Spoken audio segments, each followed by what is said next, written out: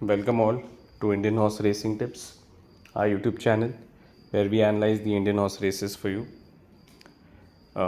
We have the Mysore race card for 3rd of October. आज मैं selections देने से पहले कुछ पॉइंटर्स बताना चाहता हूँ गाइस। पहले तो मुझे एक टेलीग्राम पे मैसेज आया था कि यार हमने रेस में कितना हमने पैसा लगाना चाहिए।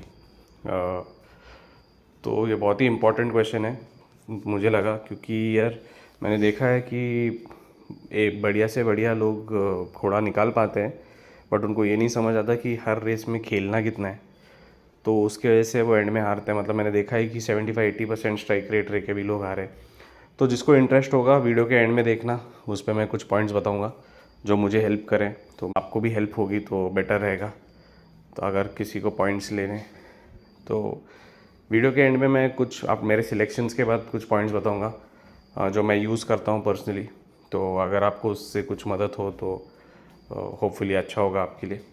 तो पहले चलते हैं सिलेक्शंस पर। रेस नंबर 2 में 1200 मीटर्स की रेस है, क्लास 5 की। यहाँ पे मैं सिंगल पिक लेके चल रहा हूँ, हॉर्स नंबर 1 रियल हैप्पीनेस।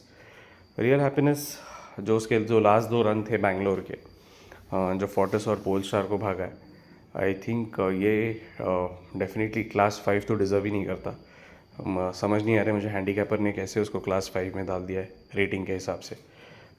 उसने रेट करना ही नहीं चाहिए था घोड़े को क्लास 5 के इसमें। रियल हैप्पीनेस नरेडू के स्टेबल से घोड़ा है। लास्ट 2 रन जो उसके बैंगलोर में थे, पोल स्टार और फोर्टिस को, बहुत ही बढ़िया रन्स थे।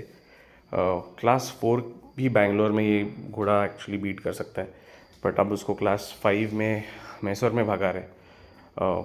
तो मेरे हिसाब से तो घोड़े को बिल्कुल भी दिक्कत नहीं होनी चाहिए। होपफुली नरेडू स्टेबल ट्राई पे हो, क्योंकि कुछ चीज़ें ऐसे दिखा रही है कि शायद ट्राई पे नहीं होगा। जैसे सूरज रह के भी उन्होंने विक्रांत को बिठाया, मे भी भाव के लिए हो सकता है।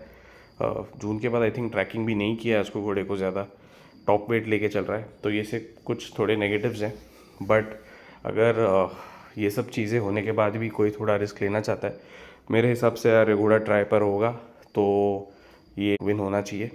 बट अगेन थोड़ा रिस्की बेट है, तो जिसको लेना है ले सकता है, क्योंकि मुझे लग रहा है ऑड्स भी बेटर ही होंगे। 4-5 के आसपास का भाव मिलेगा इसको एटलीस्ट। तो this would be my single pick. Moving on to the next race number 5। Again 2000 Guineas की रेस है, ग्रेड 3 की। 1600 मीटर की रेस है, 5 घोड़ों की फील्ड है। यहाँ पे मुझे जो घोड़ा एटलीस्ट मुझे जो रेस लग रहा है कि echoes of time, horse number 3 money bags, और थोड़ा बहुत सिसियोन भी I think is a good horse. तो मैं एक तो डच करूँगा, अगर विन के लिए ट्राई करना है तो हॉर्स नंबर 1 और 3 में, या फिर इकोज ऑफ टाइम। मुझे लगता है कि यार ये घोड़ा प्लेस के लिए बेटर रहेगा। आई थिंक कुछ तो भाव मिलेगा ये डेफिनेटली प्लेस के लिए इसको भी। लास्ट टाइम 4 सितंबर को 1400 में जो मिलियंस रेस जैसी भागा है, इंडियन ब्रोकेड को उसने बीट किया है 1.5 लेंथ से। Indian brocade I think last week again graded race भाग के सेकंड हुआ है। तो यहाँ पे अगेन फाइनल एंट्री से इक्वल्स ऑफ टाइम आ रहा है एंटनी राज के अंडर। Think you should perform well. Money bags again Suraj Naredu के साथ लास्ट टाइम 1400 मीटर्स जो भागा था पूना में, I think the horse tumble हुआ था फेवरेट होके, एंड 4th विंग को सेकंड हुआ। Moving on to the next race number 6 1400 metres की रेस है, नो विप रेस। यहाँ पे जो 2 घोड़े थोड़े बहुत ढंग के लग रहे हैं वो है हॉर्स नंबर 2 कनेक्टिंग डॉट्स और horse number 7 live the dream. Connecting dots again Bangalore में जो रन्स थे उसके अच्छे रन्स थे। Last time blood vessels out होके भी आई थिंक 5th हुआ था घोड़ा, हार्डली 6 लेंथ पीछे था एक्सीलेंट लास्ट को। तो यहाँ पे जिस तरीके से ट्रैकिंग चल रही है घोड़ी की, कनेक्टिंग डॉट्स की, एंटनी राज ने लास्ट ट्रैकिंग दिया था, अगेन एंटनी के साथ ही बिठाया। तो होपफुली ये घोड़ा स्ट्रॉन्ग कंटेंडर होगा। और horse number 7 live the dream जो है, live the dream last time lame हुआ था, रॉक बैंक को सेकंड भागा था घोड़ा। रॉक बैंक जाके मैसूर में क्लास 2 क्लास 1 के हिसाब से अभी घोड़ा भाग रहा है। तो यहाँ पे I think he could run a very good race. 54.5 kilos पे जा रहा है अलीमुद्दीन के साथ, 3.5 किलो का अलावेंस भी है। तो अगेन हॉर्स नंबर 7 को again he is a very strong contender. तो अगर मुझे कुछ करना है इस रेस में तो ये दोनों में एक तो मैं डच करके चलूँगा, दोनों को विन करके मुझे लगता है कुछ थोड़ा बहुत पैसा निकल जाएगा। तो अगर मुझे चांस देना है तो लिव द ड्रीम को मैं थोड़ा ऊपर एज दूंगा और सेकंड चांस कनेक्टिंग डॉट्स को दूंगा। तो these would be my choices guys. तो गाइस जैसे वीडियो के स्टार्ट में मैं बता रहा था कि बहुत सारे पंटर्स को देखा है मैंने यार कि सिलेक्शंस बहुत बढ़िया करते हैं बट सिर्फ उनका एलोकेशन सही नहीं होता या पैसे लगाने का तरीका सही नहीं होता, तभी भी लॉस में चले जाते हैं इतना अच्छा स्ट्राइक रेट रह के भी।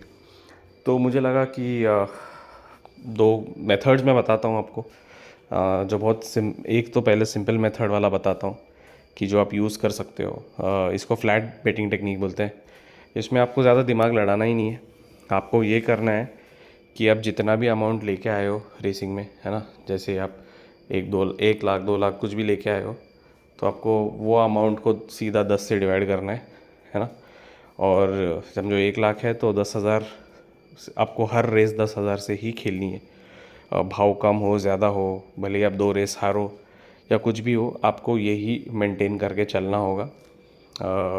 और आपको ये करना है कि फिर महीने के एंड में आपको कुछ अगर प्रॉफिट हो तो आप पैसा निकाल लो उसमें से, और वो पैसा निकाल के जो पैसा बचता है उसको वापस 10 से डिवाइड करना। इसका मतलब ये है कि समझो रेस भी हार गए, कुछ समझो 1 लाख का 50,000 ही बाकी है आपके मंथ एंड में, तो महीने के एंड में समझो 50,000 बाकी है तो अगले महीने आपको 50,000 का डिवाइड करना है 10 से और हर रेस 5,000 से खेलना है। और समझो 1 लाख का 2 लाख हो गया तो 2 लाख को आप 10 से डिवाइड करना और हर रेस 20,000 से खेलना। तो ये बहुत ही सिंपल मेथड है, कुछ आपको ज़्यादा सोचना नहीं है इसमें। दूसरा मेथड जो है जो मैं यूज़ करता हूँ, तो अगर कोई ये ऑलरेडी यूज़ कर रहा है तो मुझे लगता है कि आप इस पे फोकस कर सकते हो, ये ज़्यादा हेल्प करेगा आपको अकाउंट ग्रो करने में, स्पेशली जो बड़ा खेलते हैं। तो यहाँ पे यार आपको एक टेक्निक है, कैली क्राइटेरियन मेथड बोलते हैं इसको। तो ये मेथड आपको अगर आप गूगल पे भी सर्च करोगे तो आपको मिल जाएगा। इस मेथड में आपको सिर्फ ये करना है कि जितना भी अमाउंट आप रेसिंग में लेके आए हो वो अमाउंट डालना है। आपको प्रोबेबिलिटी पूछता है वो कि इसके चांसेस क्या है। जैसे आप कोई घोड़ा प्लेस में खेलना चाहते हो या कोई विन में खेलना चाहते हो तो वहाँ पे आपको सिर्फ लिखना है कि इसका चांस क्या है, 60% है, 70% है, 80% है आने का, और उसका भाव लिखना है। तो आपको ऑटोमेटिकली वो बता देगा कि आपको इस रेस में इतना अमाउंट खेलना है। तो मैं ये यूज़ करता हूँ। जिसको थोड़ा ज़्यादा इन्फॉर्मेशन चाहिए इस पर, आप मुझे टेलीग्राम पे पिंग कर देना, क्योंकि बहुत लोगों को समझ नहीं आएगा मैं क्या बोल रहा हूँ।